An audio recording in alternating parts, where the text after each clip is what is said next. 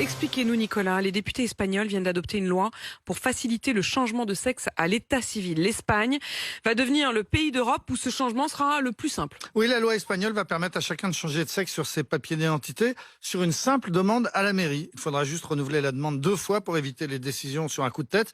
Mais pour le reste, il ne sera plus nécessaire de passer devant un tribunal, ni d'avoir commencé un traitement médical, ni même d'avoir commencé à changer d'apparence. Bref, il n'y a plus de conditions, plus rien à justifier.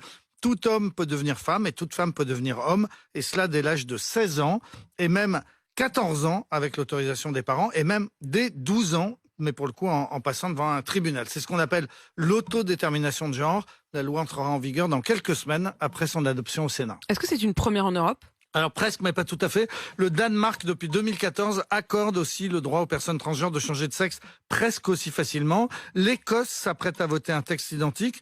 Jusqu'à présent, la loi britannique permettait de changer de sexe en fournissant un certificat médical pour attester de ce qu'on appelle une dysphorie de genre, c'est-à-dire une souffrance liée au fait de ne pas se sentir dans son genre officiel. En Écosse, donc, cette obligation va disparaître. Une simple déclaration permettra d'obtenir un nouveau certificat de naissance. Cette loi ne fait pas l'unanimité. Des féministes estiment que si l'on nie le sexe, alors on nie aussi les inégalités sexuelles et donc on fait reculer le combat des femmes. C'est par exemple ce que défend l'Écossaise d'adoption la plus célèbre, J.K. Rowling, l'auteur d'Harry Potter. Et en Espagne, il y a exactement le même débat très vif. En France, que dit la loi ? Alors en France, on peut changer de prénom et de sexe, mais à plusieurs conditions. La première, c'est qu'il faut être majeur. La seconde, c'est qu'il faut prouver que son genre officiel ne correspond pas à sa réalité. Il faut déjà avoir changé de prénom, ou bien il faut être connu de son entourage familial et professionnel sous le sexe que l'on revendique, ou bien encore il faut se présenter physiquement comme appartenant au sexe que l'on désire se voir assigner. Bref, la loi française demande qu'un homme qui veut devenir femme ressemble déjà un peu à une femme ou s'habille comme une femme. Et in fine, c'est le tribunal de grande instance qui tranche.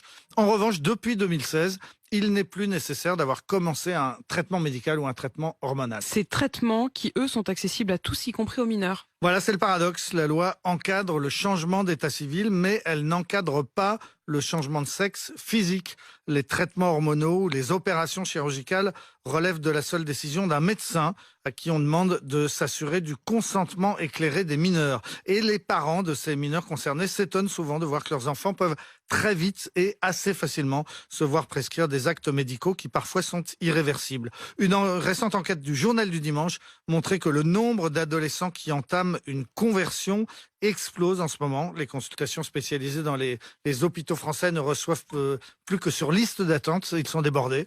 Majoritairement, ce sont des jeunes filles qui consultent pour qu'on les aide à devenir des garçons. La Suède a été le premier pays au monde dès 1972 à reconnaître les personnes transgenres et à les assister médicalement. Mais justement, la Suède est aussi le premier pays qui recule actuellement. Le nombre